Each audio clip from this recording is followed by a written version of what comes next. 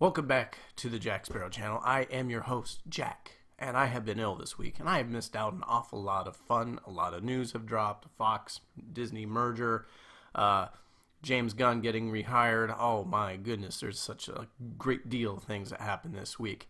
That didn't stop me from dropping a video last night about the Disney-Fox merger and the general malaise that is Disney, which I hope you get a chance to watch. It will be in the suggestions box at the very end of the video.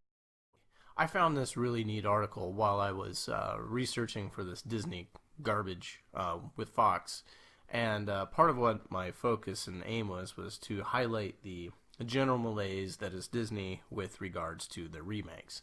Now this article is actually really good. It's from NW, the website, by Andrew Barbier, I think is his name.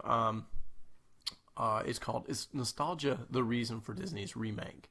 Let's dive into it. Recently, Disney has started to produce in high numbers live-action remakes of their most popular animated films, though they have been slowly doing so since the 90s with Stephen Sommers' own rendition of The Jungle Book in 94. In 96, Disney made a live version of 101 Dalmatians and followed it with a sequel in 2000. Both not really great. The live-action version of Alice in Wonderland would come in 2010. Yes, I remember that one. It was weird. It was in 2014 when Maleficent came out that trend gained traction. Since there has been 1 to 2 live-action remakes or retellings a year. Curiously, none would release in 2018. There are now 3 coming out in 2019, Dumbo, Aladdin, and The Lion King. It seems like a lot and a surprising move by Disney, but it is really par for the course for the company. Disney has always been great at capitalizing on nostalgia and has been doing it for years. And they make a very good point about this later. None of these films are being made for the love of the craft, and they are purely an easy money grab for the company. That is not necessarily a bad thing. These films can turn out to be amazing. It is just that there is no point to really remake these films other than laziness and greed. Something that a lot of us have been saying all along. And so it's very nice that there's someone in the publications industry that actually sees this as well. Though again, that is par for the course for Disney. Yes, it is par for the course for Disney. They don't have any innovation or creativity left. I've mentioned this several times in several videos. There's only one reason why you dig into the vaults for something to rehash. You don't know what else to do. You don't know what else to create that's new or original. Disney knows how to release their old films to gain as much money as possible. They know many of their movies are well loved and coveted, so they do not flood the market with copies of the films. They only release old films in very special editions and in limited numbers. These films, when sold out, go into a metaphorical vault. Yeah, the Disney vault, right? And just see the light of day when Disney light a day. Garbage tier, as EVS would say, light of day, when Disney executives find a new gimmick for a new special edition. They also love making straight-to-DVD sequels and side stories for the most popular films. See Lion King 1.5 and Lion King 2. These are always readily available when the original are hardly ever able to be found. The special editions make money, though, and sell out regularly. Yes, I bought my wife several of these special edition movies, and they're nothing to write home about.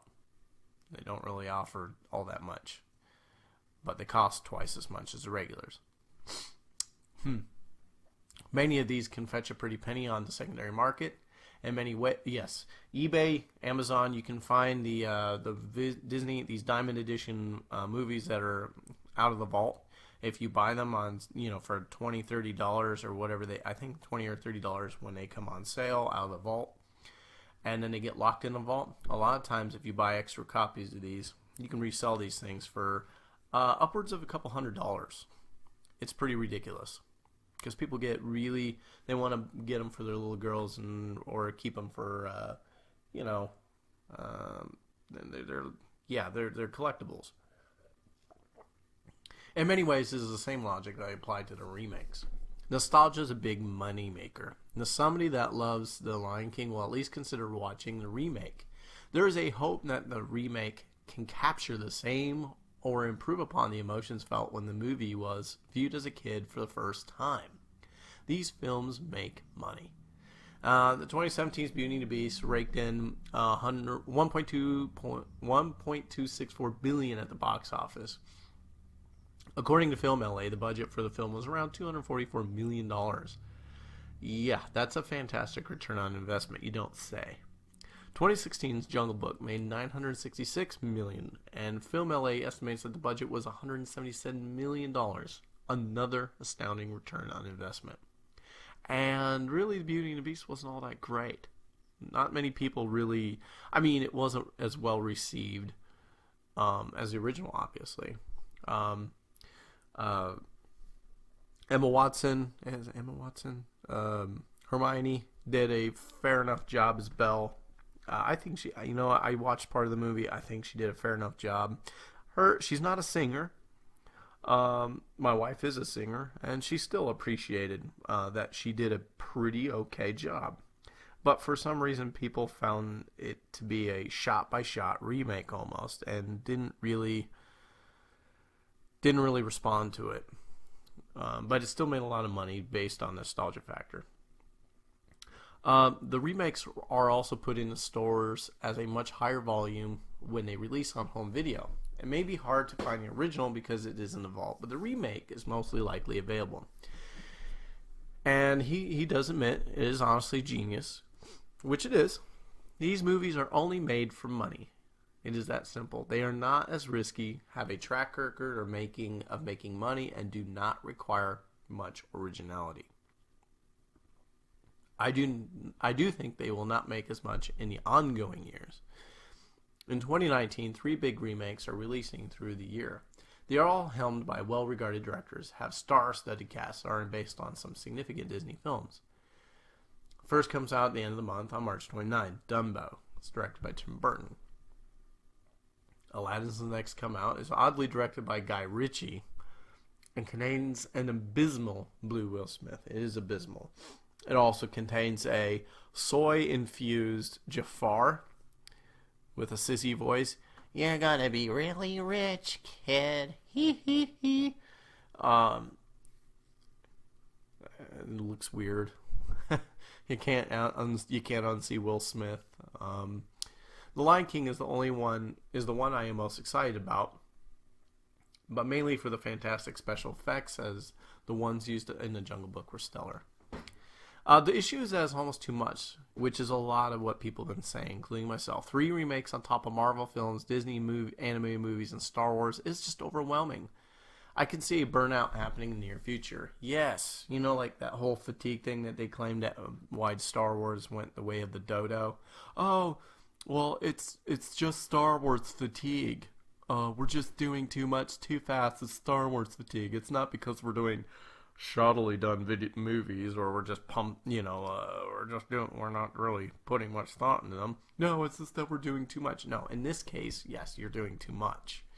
Too much, too fast. You got it backwards, Disney. You got it backwards. Let's see. Even though I enjoyed Jungle Book, I just do not see the reason for remakes outside of nostalgia and money. If Disney is insistent on producing these films, keep it to 1 a year. 3 is way too many in 1 year, especially when all 3 are remakes of major Disney films. At the end of the day, as long as these films make money, they will be made. I cannot in good faith tell people to avoid these films, though. With extravagant budgets, packed casts, and decent to great directors, it's hard not to want to see the remakes, which is true. You really want to see these things for who they bring in. Bill Murray is Baloo, Christopher Walken is King Louie, and the special effects were the only reason I even went to see the Jungle Book. I actually never saw it. But yeah, you got these 2 guys right here, and you're kind of drawn to it. You're like, well, this is neat. You get Hermione playing Belle, and you want to see that one, of course. Charlize Theron, I believe, was Maleficent. So I mean, she's a beautiful, charismatic, well-known actress. So you want to see her. Though they are still only about money, all the positive things about these movies are due to Disney's extensive resources more than its genuine creativity.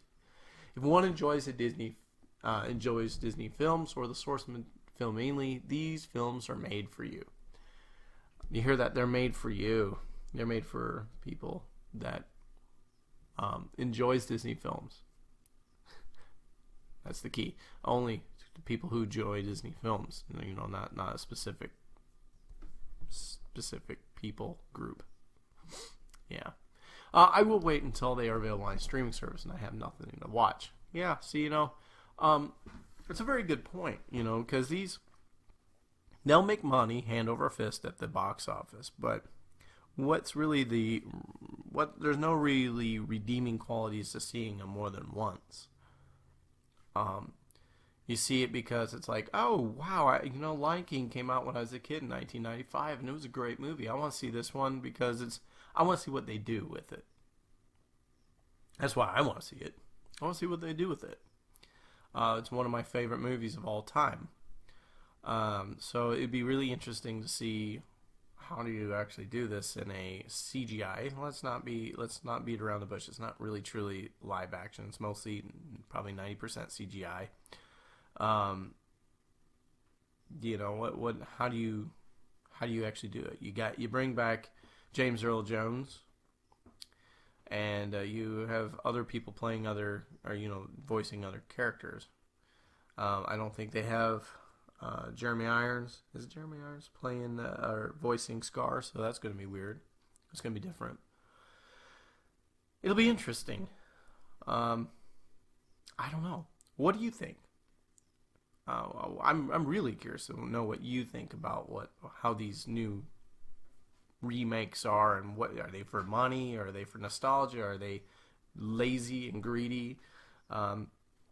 Leave me a comment in the comment section below, and let me know what you think about that. Also, if you like this video, give it a like, and think about maybe subscribing if you haven't already.